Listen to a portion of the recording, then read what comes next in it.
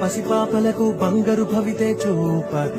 ఒక అమ్మ ఒడిలా నువ్వే మమదే పంచినావుగా బ్రతుకంతా బరువైపోయి అలసిన అవ్వ తాతకు ఇదిగో నేనున్నానంటూ చెయ్యందిస్తున్నావుగా హారే చూపే ఆలోచన ఆకలి తీర్చే నీ ఆదరణ అందరి కోసం నీలో తపన